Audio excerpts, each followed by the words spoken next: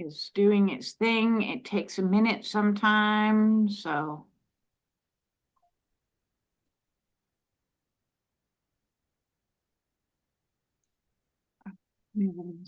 Let me just check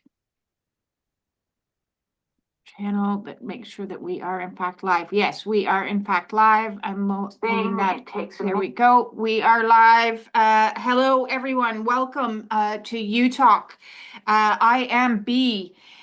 This is the You Movement, and tonight we have a special guest joining us, and I'm excited to see where tonight's conversation brings us into some interesting places that I think a lot of you out there are interested to hearing about. We are talking with Thomas Aurelius tonight, and his perspectives are very interesting. So without further ado, I'm going to welcome Thomas. Thomas, welcome to the You Movement and to You Talk. Thank you. Thanks for having me. Happy to be here.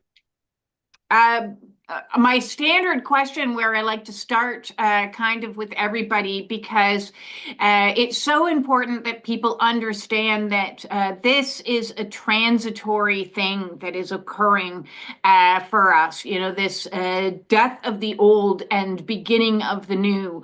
Tell me a little bit about the death of your old. Who were you before you had this kind of new level of awakening come into you? Tell me about your life before. Well, the death recently seems to be a constant thing.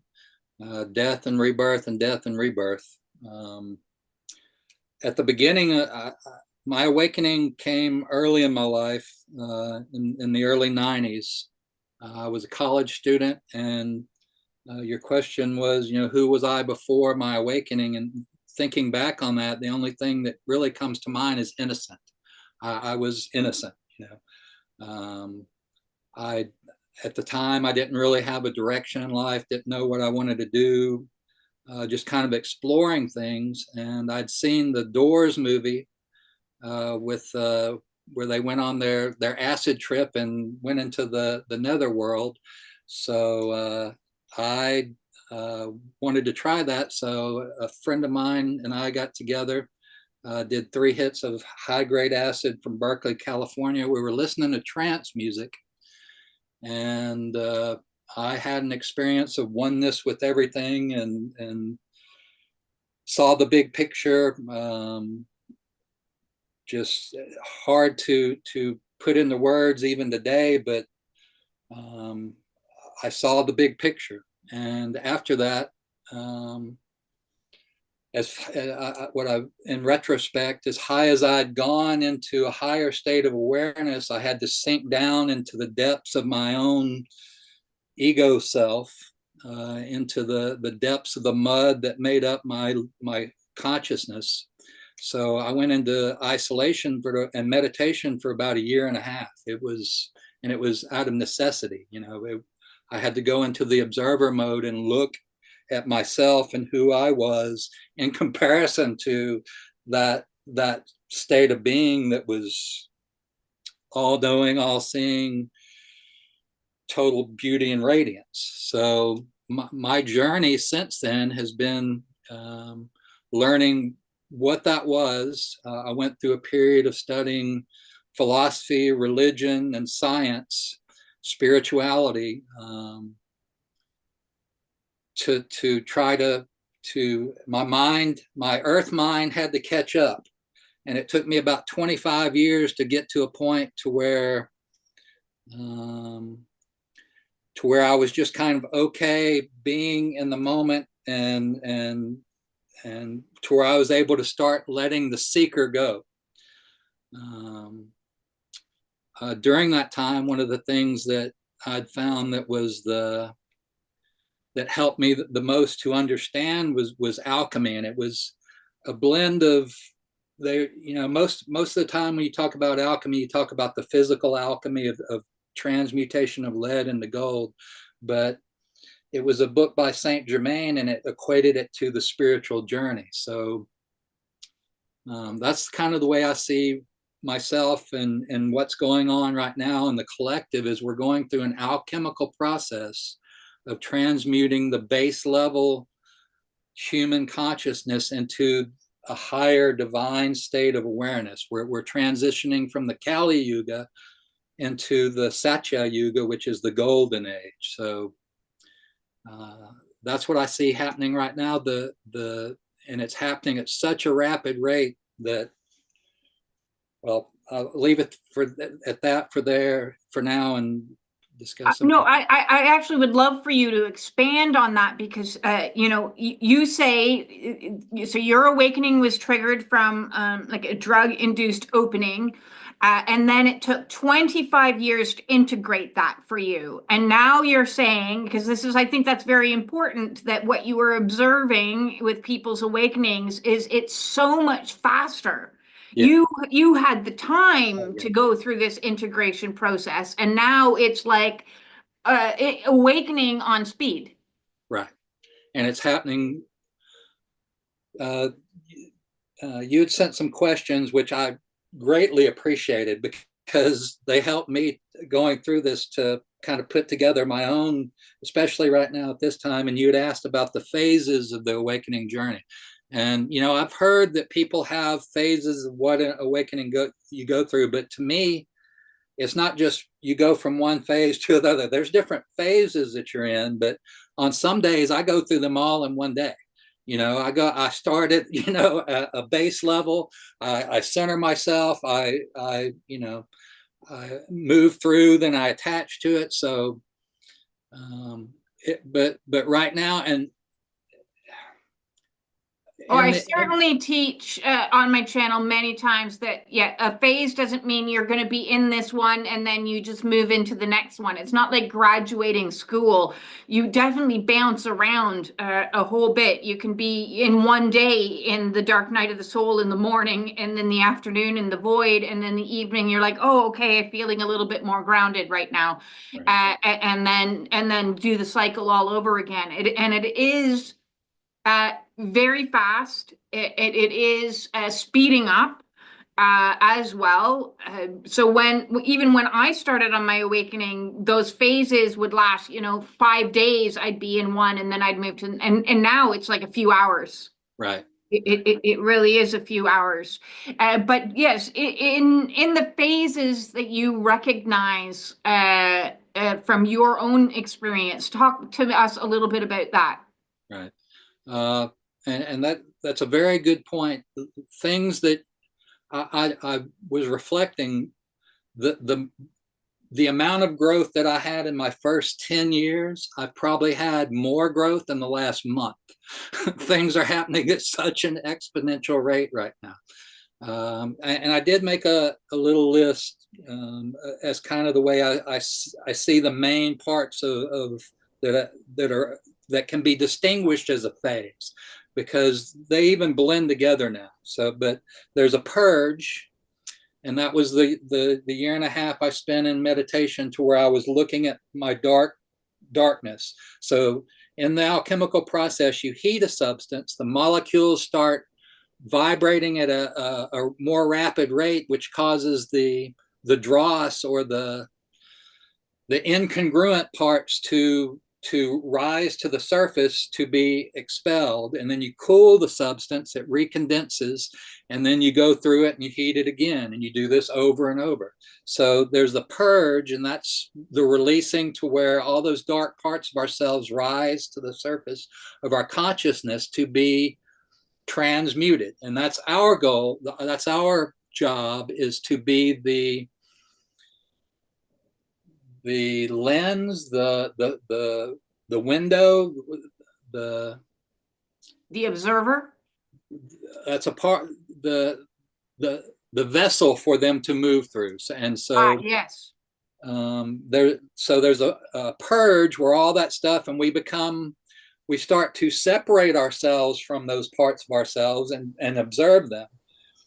And I'm just speaking for myself. Then there's a surge forward, because we've cleared a lot of space.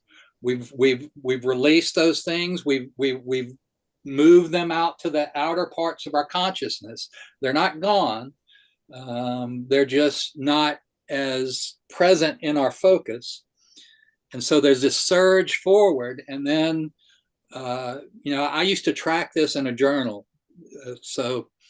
And what I would notice was, there's a great sense of relief that comes in that surge forward, and everything's getting real good, and you get attached to that. Oh wow, this is great. That was so worth it. I'll never go back there again. But then there's the integration part, to where all those things start to come back around, and that's when it's time for us to, and the goal is to remain present through the entire process, because I would lose my sense of presence when things got good, and reattach myself to the things because it's duality. When you're attaching yourself to the good, when the bad comes back around, you're attached to it too, because it's all part of the continuum. If you're attaching to either the good or the bad, you're gonna, it's still attachment. So the integration phase is how can we move forward, and how are we going to reprocess those things, because that's what I see our human consciousness as, an operating software. And we are the programmers when we get good at it. If we're conscious and we stay in presence, then we are the programmers of our consciousness. We take the good parts, we put those, and those are the things that we operate through. So we during the integration phase, we're kind of restructuring our consciousness. And then there's an expansion that comes from operating in that expanded awareness. But then the purge comes around again. So it's a process of, until what I'm finding is, and I'll kind of skip forward, there's in alchemy, there's what's called the philosopher's stone, right? And to me, that is presence. You can call it Christ consciousness. You can call it whatever term people tend to put on it, but that is, on Christ the solid rock I stand. That's when we can learn to center ourselves in presence, then the alchemical process can start to handle itself basically on its own. It's still going to happen. We're not, we can't skip forward. We have to, because we are building a state of being to where we can operate in an eternal state of bliss. So we have to go through the process. But when we center ourselves in presence, then it helps to transmute those things kind of where it becomes automatically, because we can better sense what's going on. We can better see what's good and not good by things that pull us out of that state of presence. So the goal is to center yourself in that state of present moment awareness, and then operate from there. Easier said than done. It's a process. It's work. It definitely is work. Returning, it's probably been one of my greatest challenges on this awakening, has been is grounding myself in, and I like how you're referring to that as the philosopher's stone, as in it's like the stone that holds you in place in that present moment. That has been one of my greatest challenges, is overcoming the mind. Because the mind doesn't like this philosopher's stone. The mind likes to philosophize, but have no stone. Right. And interesting point. That's your next question. What the greatest challenge? It's for all of us. Yes. Because that's what, that's our sense, that the ego, we identify with our ego. That's the original sin that we're born into. If you want to use those terms, it's our sense of identity, and we have to go through that process.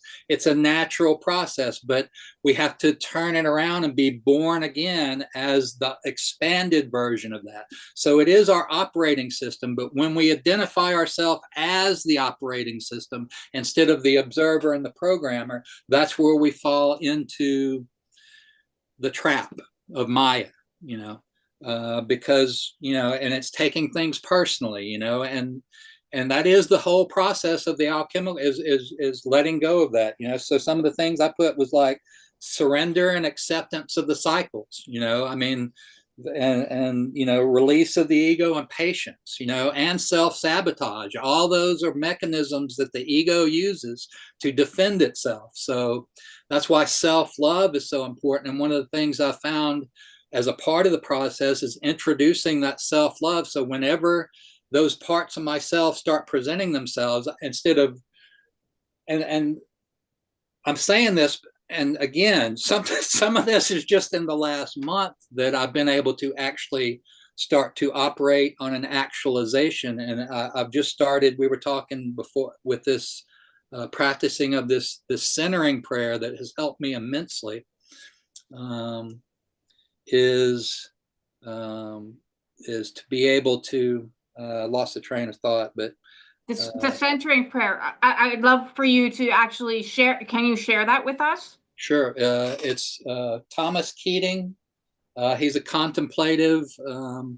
It's basically meditation, and it's hard to qualify because just saying it, you don't. Like I say, I went into a year and a half of meditation. And I did push-ups and sit-ups. I watched Hercules and Xena. I ate 2 potatoes a day, and I meditated for a year and a half, and it was out of necessity. I've got more growth from this centering prayer over the last month in my prayer, in my meditation life, than the only distinction that I can think of is, what you do is you pick a code word that is your symbol for surrendering to the divine. And then you go into your prayer closet and you are separating yourself. You're making that distinction. You're saying, God, I'm sitting here waiting on you. No matter what, your focus is on staying centered in that presence that is the divine. So before, when I would try to wrangle my thoughts and do the job and work and, get out my toolkit and try to fix this meditation to totally letting it go and just bringing my focus back to the word, which is the symbol for I'm opening to the divine presence to come in and work with me. And I think it also equates with like the Holy Spirit that is the helper. So when we invite it in, it will, that presence actually comes in and starts to do the work. So the practice is, the basic practice is 2 times a day for 20 minutes. You go into this state to where you're separating yourself from all of the old programming, all programming whatsoever. Even when good things come up, if you're in the practice, you're supposed to let them go. It's hard sometimes when you're having epiphanies during it, but the goal is to totally just focus on being open to that state of presence. And so so you're using a solitary word as your focus, as right. your tool. So what kind of word would you recommend people use? Is it personal, or is it? It's personal. Like some people use the word of a deity. Some people use love, peace, grace. There's a book that I would suggest for this. It's Open Mind, Open Heart. This goes through the basics of it, and again, it's really basic, but through my 25 years of study of philosophy, religion, science, what I found is the basic is the best. I try to bring my practice these days down to gratitude, which is the mechanism that helps to calm the emotions, because gratitude is an emotion. And when you focus on that gratitude, you are creating a bridge into the coherent state where your mind and your emotional body are working in conjunction. So gratitude, the breath, which is the movement of the Holy Spirit. Spirit means breath. That's what it means in Latin. The words, and that's when they translated the Bible for the Christian church. They translated the word ruach and pneuma, both which are breath, into spirit. So the Holy Spirit is the holy breath. That's the movement in us of God. God breathed into our nostrils. That is the Holy Spirit. And when we invite the Spirit in with the breath, we are programming our consciousness to operate in conjunction with that. So gratitude, breath, and now this word, which, in the past, the fear, I used to be hesitant to share certain things because it seemed when I did, I would kind of lose the connection to it. But using that word in conjunction with the breath, it really, it centers, it's centering me in presence, and it's become my go-to practice these days is the word, the breath, and gratitude when the emotions are involved. Yes. Okay. So that's just to reiterate, so that anyone out there that's wanting to take this meditation on, set yourself in an energy of gratitude. Pick a solitary word that is going to be your keyword to focus on, and then you're also focusing on breath. So it's kind of a three-angled approach. Now with this, that's what's grown out of the combination of these. The center, I suggest practicing each of them as separates, because when you practice them, it strengthens them. And then so the combination is a combination of I've been doing breathwork practice. When I first started, I tried to make it to where I was focusing every moment on my breath, so I'm an extremophile. Yes. But the centering prayer is you pick a word that is a trigger, a code for God to come in. You're not supposed to focus on the word during the prayer. The prayer is a code for God to come in. Your focus is on emptiness and allowing the presence of God to come in and fill you. You're not reaching for the fullness. You're not, and Thomas Keating's Centering Prayer on YouTube, he's got a lot of good stuff. He's and there's people that practice this. So there's a lot of information out there on it. Thank you. I'll add that into the description so that people can look for it later on. Thomas Keating, Centering Prayer.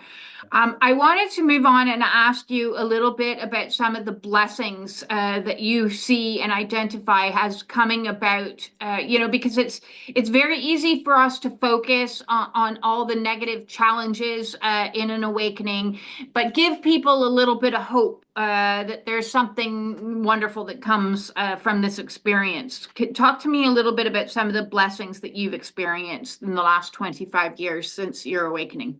Well, it's been 33 years. The 25 years was when I started to be able to let go of the seeker. There's been I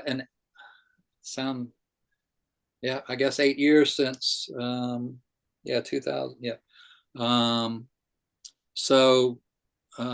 But as far as blessings, it's so right now times of reflection right now. Things are happening so quickly that there's not much time to reflect on the growth. And that's part of what this interview has helped me in going through this, is to looking back on those, because you get caught up in the doing of and the processing. So, and let me just say real quick, right before I started the centering prayer, I noticed that I was starting to get addicted to my healing because of the benefits that I got from going through the depths. I noticed that I was becoming addicted to the healing process. So that's what that separation and reprogramming the centering prayer is helping me to move away from. But I mean, the greatest blessing is union with the divine. These days, and we were talking a little bit before, things are happening. The old right now, especially since just the last 3 or 4 days, man. Things are happening so exponentially fast right now. The old is dying at the same time that the new is being born. So that's why being centered on that solid rock is so important, because and letting go of attachment and aversion, and the willingness to allow this process to happen, keeps you centered in that, because the old pops up, and it's there. And as soon as I can notice it and not feed into it, then the good, the new is being born at the same time. And that's been the process. Used to, it would happen, a week at a time, but now it's happening, so let me see what I wrote down on that. I think the benefits, and from what I've been hearing and receiving, is that the benefits that are coming, because we've been going through such a dark period, the benefits that are coming are so far beyond what we've been able to imagine before, that really it's that sense of presence and being able to let go of fears, and just being able to better process, because it's been so in my face that I've had to, out of necessity, to do the processing. It's becoming second nature, to where I'm finding myself, especially being centered in the breath, and centering with the word, being able to operate from that state of awareness, to where it just kind of happens, and I'm able to step back further into the observer and allow the operating software to be. So I would say that my connection to and in the operating software has been what has been the focus before, and that is what is starting to happen as I'm able to start stepping back and allowing more for the process. And it is a journey. It's easy to say just let go and let God, but you have to do it in order to be it, right? So yes. moving from doing to being too, from the doing person, like for this interview, I went and started to go through my processes that I used to go through, before January 1st. And none of them worked. None of the old stuff was working. So it's like, my first was to despair over it and start fearing, oh my gosh, what's going to happen? How is it going to go? What am I going to do? And then just centering in presence and allowing all that stuff to still be, but not, taking it on, not identifying with it. So just a greater sense of coming into my true state of being. Some people say the true self, that changes. Yeah. I mean, it's always that present, like when you're in meditation and you reach that point to where everything's just calm, that's the true self. So it's hard to identify it as, and that's why I believe that I am is so important, and not even I am this or I am that. I use affirmations, but just I am, and that came to me today too. God is I, it's consciousness. Am is awareness. I am the conscious awareness of God. That's what we are. That's our position in this whole grand scheme, is we are the conscious awareness of God. So it's such a blessed state to be in. And that's what I believe. I love what you're bringing up there, because I think even in myself, in my own process, I've noticed as of late, my mind is saying to me things like, I used to be able to do this, this, and this. I used to be able to do this. And my mind is trying to convince me I'm almost regressing in what I'm capable of doing, where soul is trying to edge its way in and say, yeah, your definitions of who you are and your value by what you do are not important to me. Sit down and shut up, because just existing is the goal. But to the ego mind, that looks like failing or not accomplishing enough, or these matrices that the ego mind sets as in a day, I can clean the house, I can pick up the kids, I can cook a meal, I can this, I can that, all these things. And oh, that was a successful day. And then we have a day with these energies, and it's like, well, geez, I managed to do yoga today. Was that a good enough day? And so your expectation, and I think it's expectation that causes a lot of our own suffering, and our expectations of who and what we are, as opposed to just, as you say, being in the I am, and considering that enough. Right. Yes. Yes. Those are all tricks of the ego to maintain control. And I think that's one thing. I was listening to someone today on YouTube. They were talking about I am as my Father, as God says I am. And we work a lot with self-love, which is important, but really it's being able to allow, for me, allow the love that is ever present within me to come to me instead of keeping it away. My ego wants to keep it away, and there's a lot of mechanisms why, expectations and not wanting to lose it. If I get in this love and then something goes bad and then I have to come out of it, so it's all a defense mechanism of the ego. So yeah, and the sense of I like how you talk about like reprogramming the operating system, because I think one of the other things besides our own expectation, I think our expectation is born often of our trauma, because the critical mind is our relatives. You mentioned father, and this is what popped into my head, because I know not in reference to like our father, but the father, your individual father, my individual father, or mother, or sibling, or cousin, or whomever.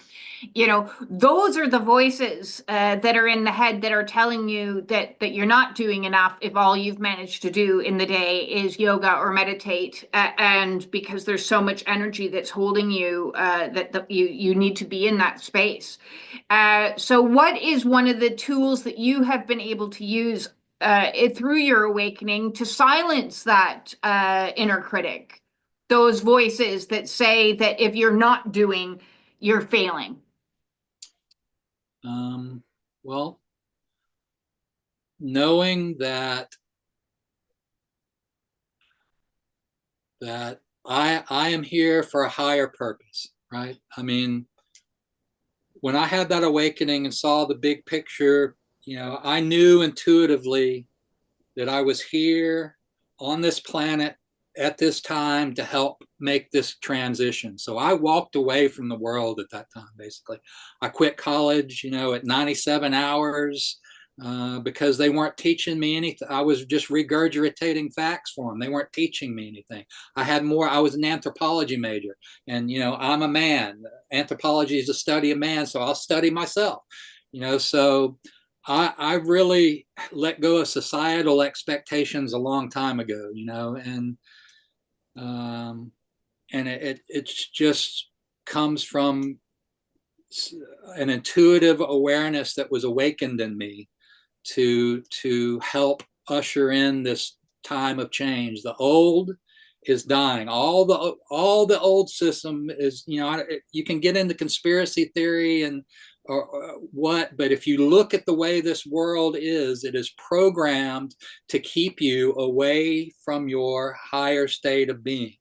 And it's, if you listen to, there's beings that want to keep us locked in that matrix prison because they feed on our energies. So they this entire society, kindergarten, it's made to make workers, not, and it's made to make you take it, and as Einstein said, instead of teaching people teach them how to learn. If you teach someone how to learn, we have much more to teach ourselves. We're connected to a source of all wisdom and all understanding. And the more we can get the more we can tune into that and tune out all those voices. And the tools that I suggest are breath work. I have a website that has a 7-phase program. The second phase is doing an inventory, and it's a fear inventory, and it kind of approaches things from an roundabout way, because you're first looking at your resentments, right? It's based in the 12 steps. There's Buddhism and pranayama built into certain stages to where you're letting go, finding willingness, which is letting go of attachment and aversion. So instead of striving for something, you're becoming willing to allow it to happen. So it's really letting go of the old programming, which has been shaped in order to keep you stuck. I mean, that's just the reality of the matrix that is this world and the way it's created. So you do the inventory and you look at your fears, and you see how, when I first went through it, I saw that not just was that my entire thought process was fear-based, though not my thoughts, the way that I thought was based in fear. So that was a slap in the face, because I thought I was pretty fearless. And it helped me to be able to release myself from it and accept that,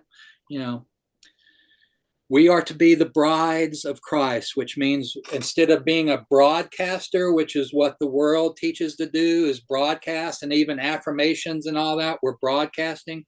When we can learn to be a receptor of our higher state of awareness, it comes through us. And then and that's what the ego losing its sense of identity, because it's made to be a channel. Our brains aren't thought generators, they're thought receivers.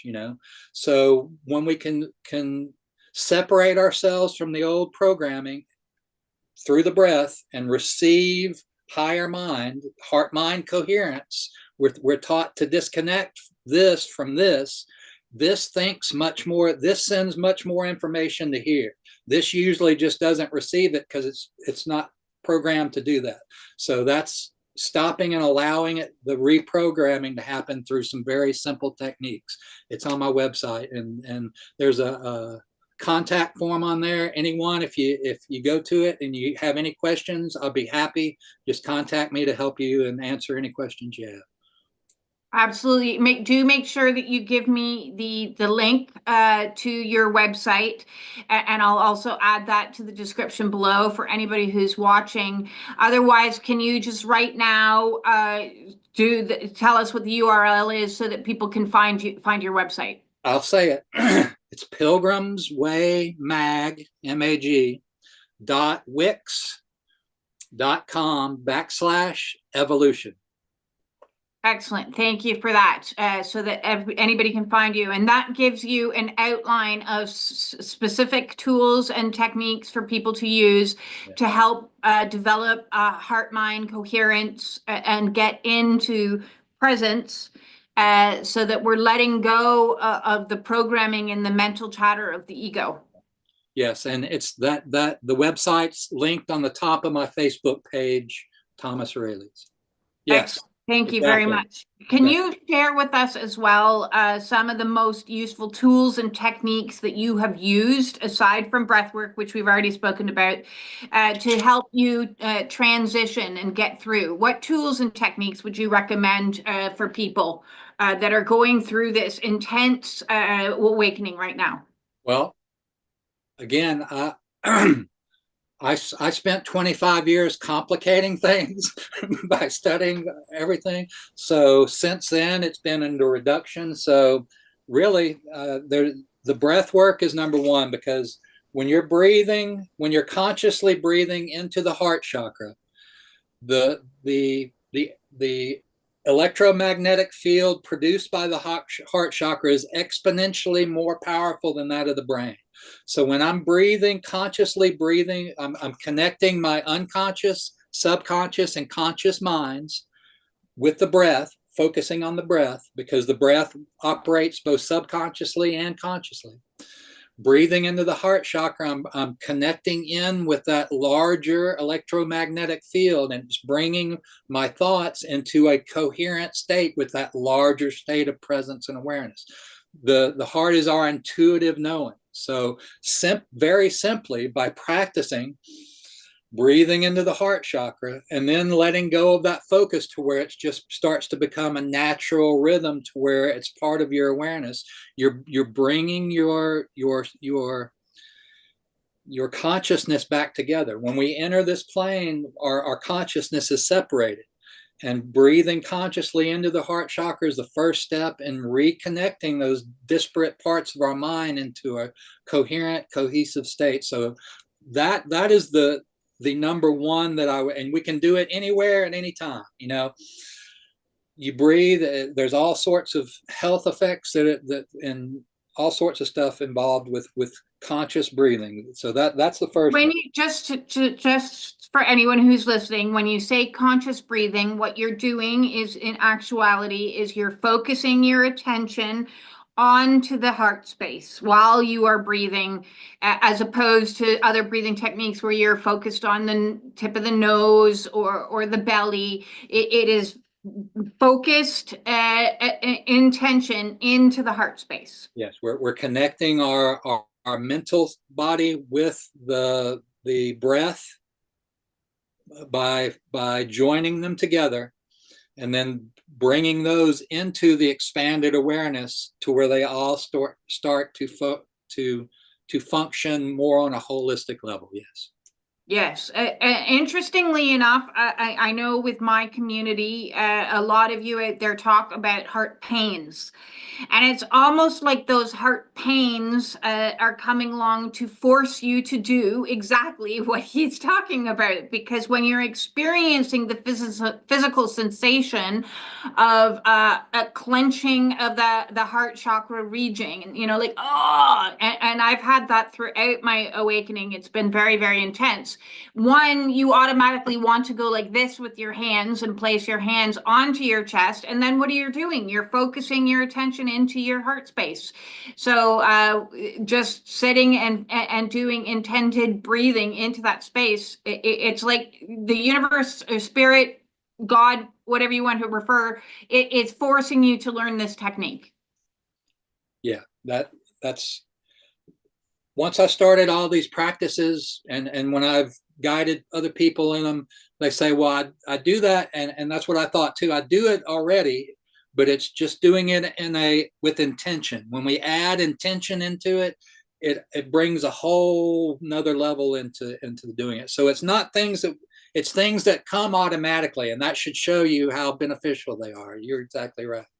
Absolutely. Any other tools and techniques you want to shout out to us? Non-attachment, non-aversion, which the balance, I've been doing a wordsmithing module study class, and he suggests moving from balance to harmony.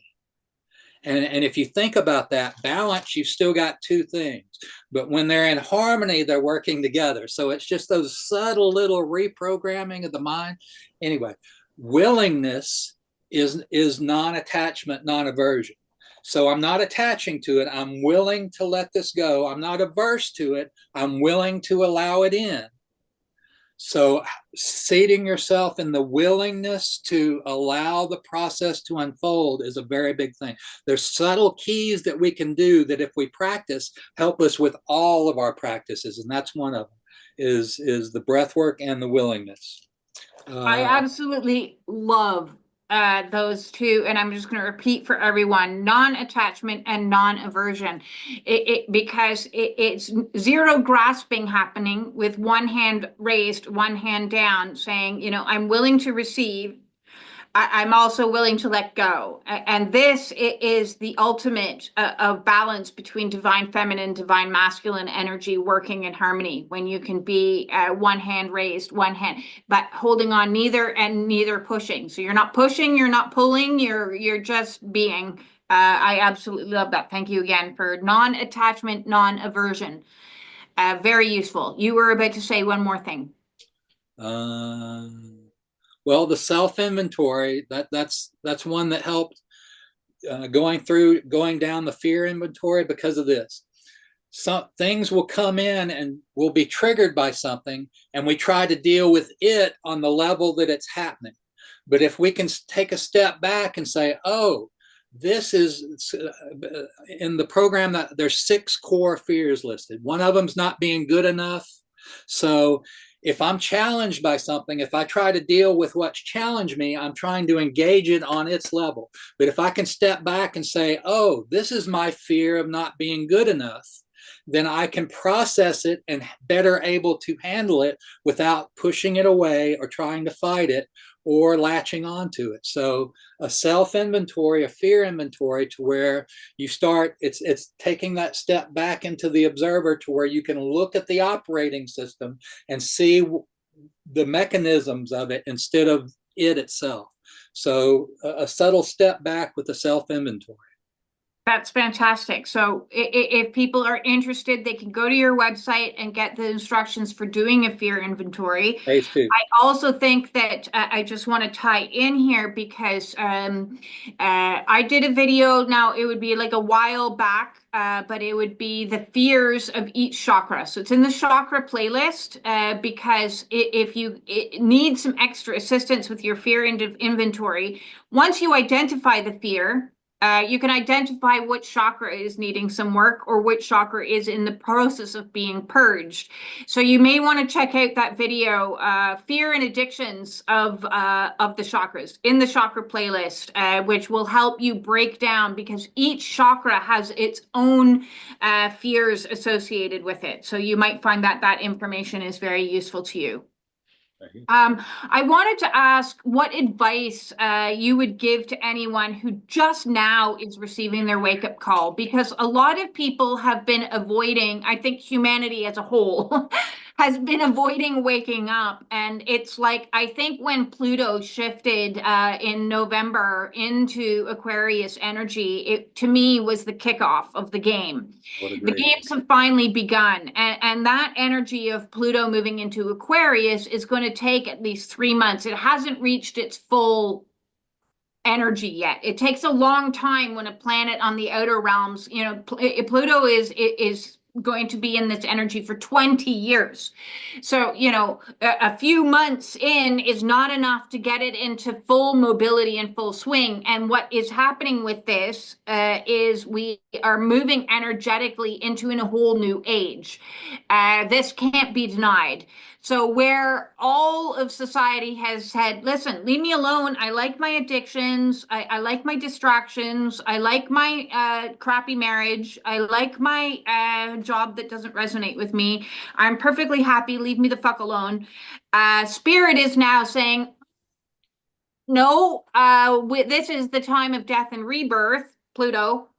Moving into Aquarius, new age, stepping away from Aquarius. So a lot of people are starting to get to that initial wake-up call that happens via a devastation, a health crisis, a relationship breakdown. Something devastating is going to happen to give you the wake-up, unless you're off doing 3 hits of acid, you know, and then you might have your own a wake-up call. But what to me, I'm observing is people are receiving their wake-up call because they haven't wanted to wake up. And now they're like, oh shit, my life is in devastation and it's falling apart. And they're in that first year and a half that you were in after your opening, where you're like, oh my God, I need to reevaluate absolutely everything. And I need to purge. I'm devastating. Please advise. What would you say to them? Well, I agree with your point, and I would just say that I believe that these are the times of the revelation that's coming, and prior to that is the great tribulation. And that's what's happening now is spirit is rising. At the same time spirit rises, it's pushing all that other stuff to the surface. So we're either going to have to deal with it on one level or another, you know, that, you know. So yes, and so there's a few things, allowing the process to unfold.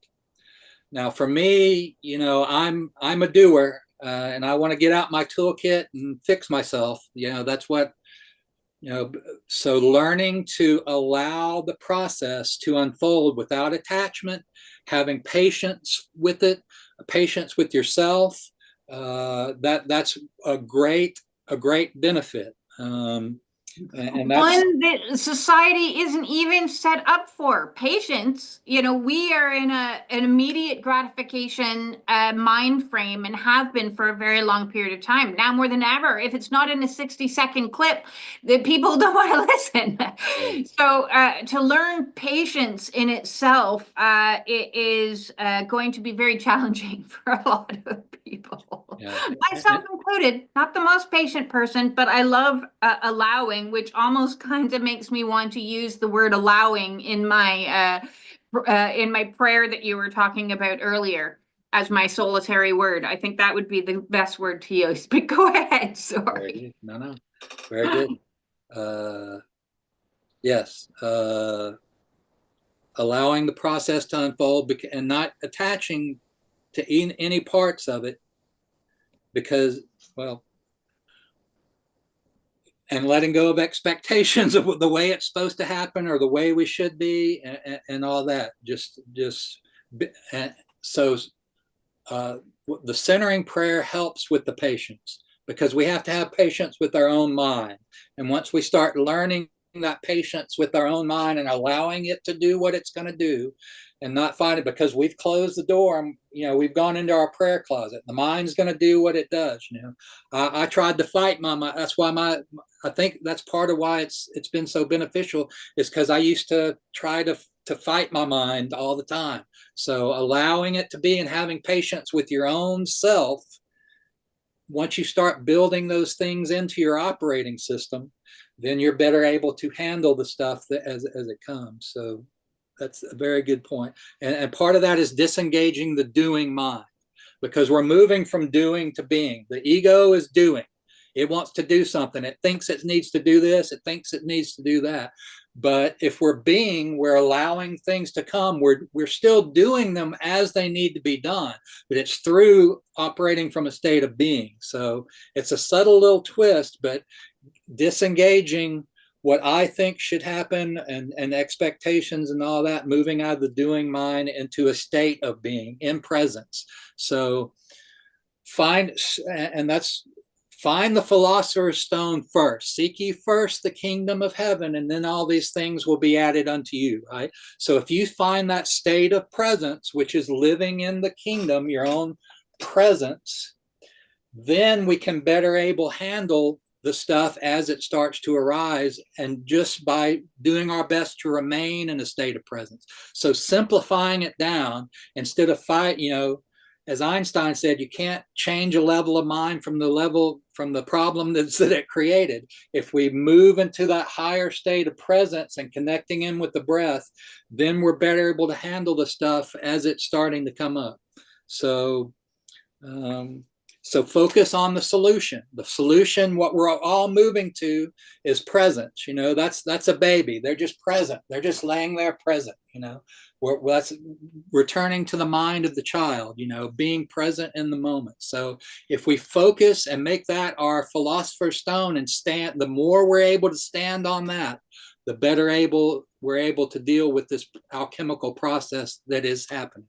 And as you say, it is rising and it is happening. So finding and staying in present moment and being centered, just being present, and we do that. That's what the breath helps with too. If I'm focused on the breath, I'm focused on present moment awareness, because I'm always breathing. Releasing the need to control things.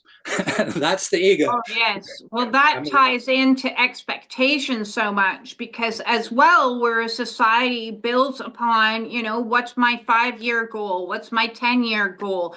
And now we're saying, scrap all that, throw that out, be here now. Right.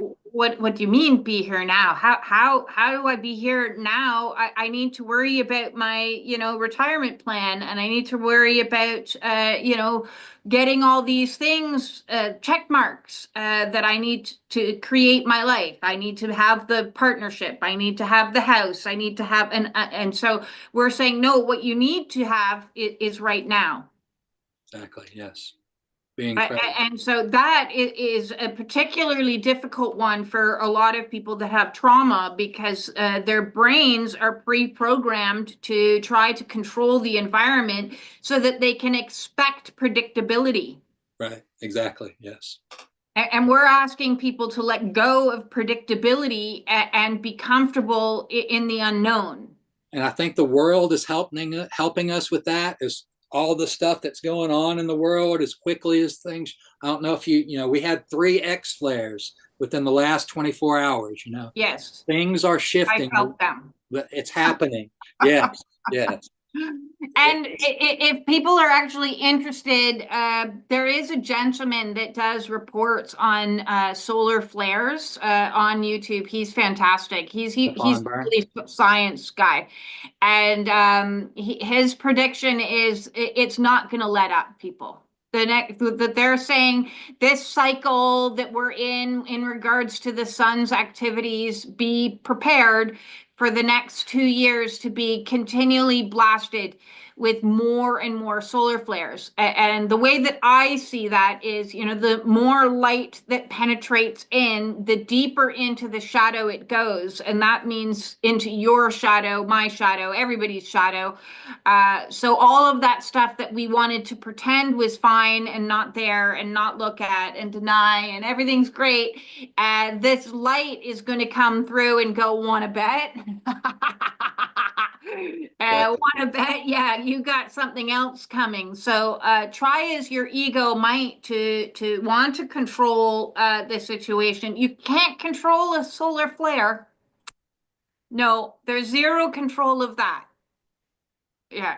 So we need to, the sooner we come to a place of allowing and accepting that there's going to be more and more light penetrating.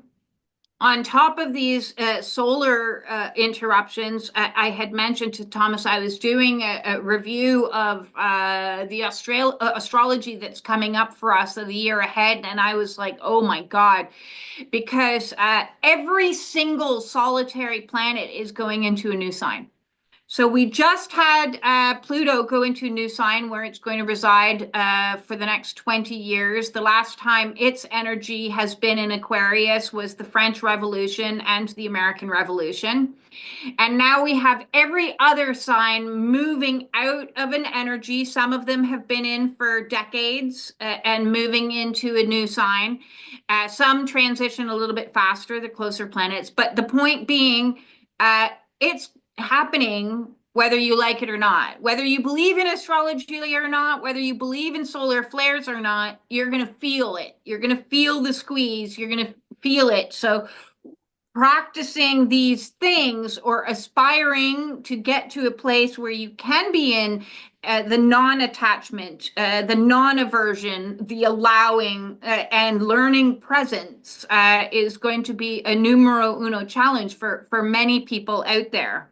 So yes, any final thoughts that you want to share about, let's take a general view of what is happening to humanity, your perspective through your research in regards to this shift, this massive shift in consciousness that is occurring on the planet as we speak. Right. Real quick, one more thing for advice is prayer works. Talk with God, invite in the Holy Spirit to help you. Anytime you're feeling, talk to God, because God does answer prayers. Sometimes not in the time frame or the exact way that we should think that it happened or want, but it does. Prayer does work. So that it's a very valuable tool. My final thoughts. We've got new faculties coming online now, and the old is dying. So understanding, operating from that understanding and allowing the process to happen is going to be, releasing our resistance to what's going on. As you say, all this stuff is happening. I think that, some people believe that because the planet's doing that it causes that. I think it's part of as above, so below. It's like, because this is happening too. That's what's happening in the stars. So it's a combination. So and these are the times of tribulation. This is the time for the second coming, and the second coming is Christ mind, which is that connected space to God. I and the Father are one. Yahusha, aka Jesus, he wasn't saying that he was the only one. He said he was showing us the way to be. The original Christians he was a way shower. They called their religion the way, because that's what he did. He came and showed us the way to operate in conjunction with the divine, and that's rising in us now. So it's going to push away all the stuff that is not conducive to that. And that's why the rending of flesh and the gnashing of teeth. So the better able, the individual is to let that stuff go and center and allow the process and start to work in conjunction. I heard someone say the other day, ascension is consciously allowing the process and being a partner in the process happening. So and just understanding that we're going through a process, and that I do believe that the promises that were made, that what we have coming is better than what greater than any mind is able to conceive. So being open and aware and staying centered and grounded, reduce it down to the things that work.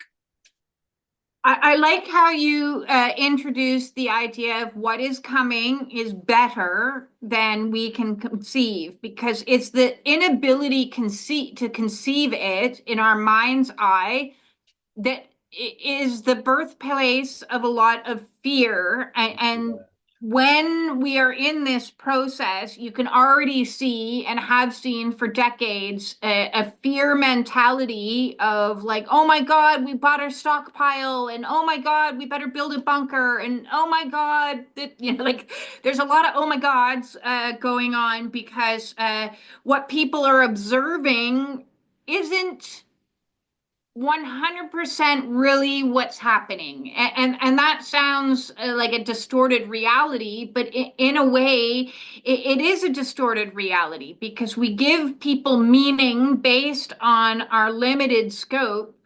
And so how can we shift from that fear of doomsday into something better is coming, faith? Well, how do people step more into faith? Is it a practice of prayer, or what would you recommend? The way that it works best for me is when I seek first the kingdom of God, which is that presence and that union. Right now, where I'm sitting, I am exactly where I want to be, exactly where I need to be, because this is where God and the universe have placed me. So whatever happens to me, I'm okay with, because I know that there's no such thing as death. There's only transition. We are eternal spirit beings of light.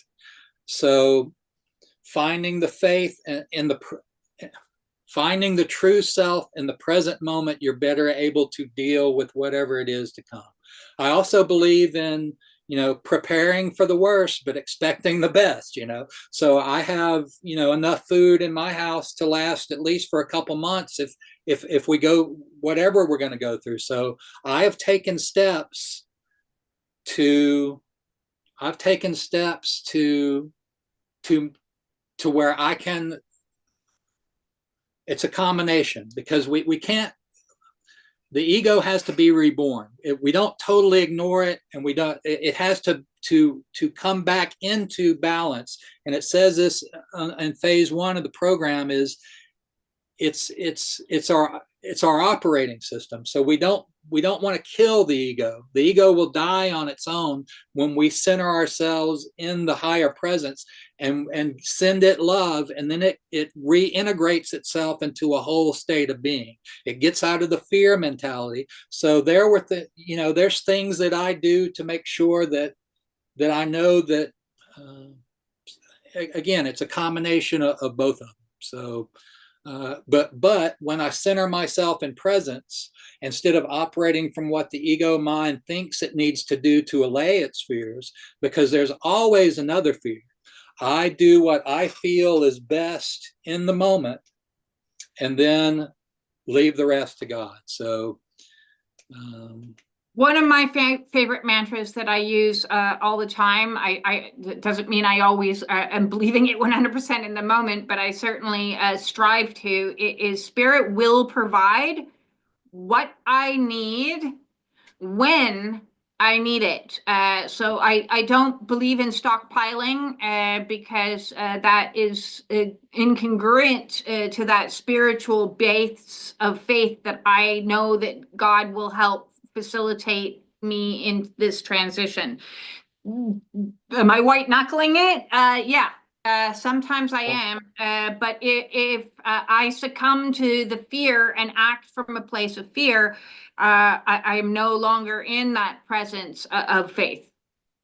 And I agree with you, and that's coming again. First, seek ye first the kingdom and be in that state of presence. I stockpiled back in 2010 or 2020 when the whole stuff was going on, and I saw, so You saw the crazy? right, and I wanted to stay as much away from the crazy as possible.